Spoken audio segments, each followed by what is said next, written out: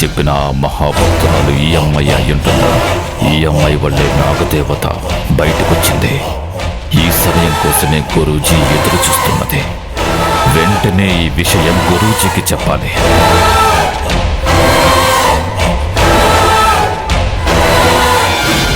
భక్తురాలికి రక్ష ఈ పరాశక్తి, శుభమనుచు దీవించు ఈ విశ్వమూర్తి.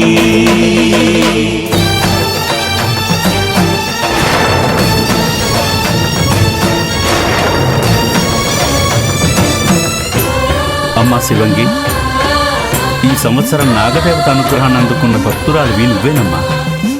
జై జై నాగదేవత, జై జై నాగదేవత, జై జై నాగదేవత. ఓం హ్రీం క్లీం ఫట్ స్వాహా. ఓం హ్రీం క్లీం. గురూజీ, నాగదేవత పుట్టలోంచి బయటకొచ్చింది.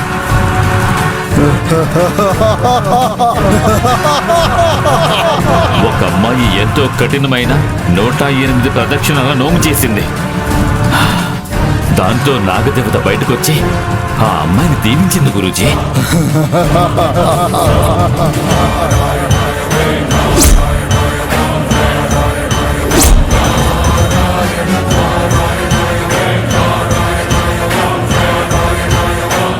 ఇది నిజంగా చాలా గొప్ప తరుణం భైరవరాజు.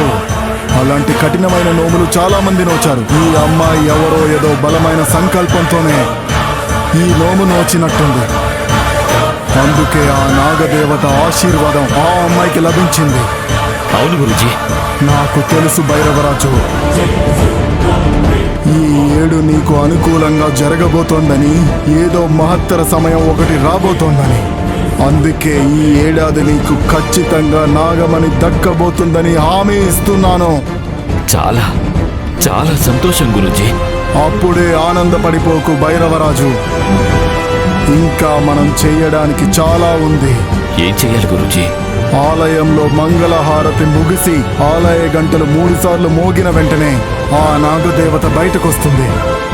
ఆ సమయంలోనే నేను గరుడ బంధనంతో ఆ నాగదేవతను బంధిస్తాను. దానితో నువ్వు ఆ నాగమణిని సునాయాసంగా దక్కించుకోవచ్చు. ఒక్కసారి ఆ నాగమణి నీ చేతికి చిక్కిందా, నువ్వు అపర శక్తిమంతుడు అవుతావు.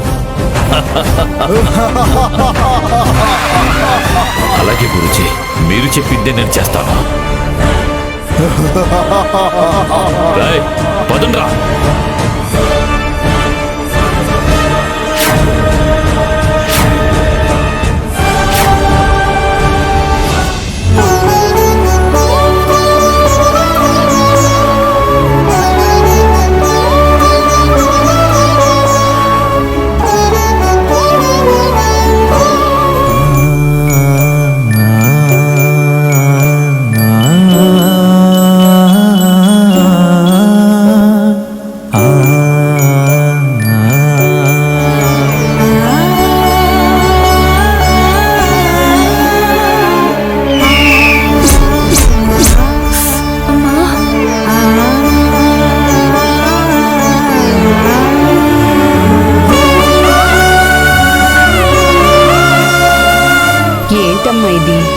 నీకు మనసులో ఎంత బలమైన సంకల్పమైనా ఉండొచ్చు, దానికోసం ఇంత సాహసం చేస్తావా?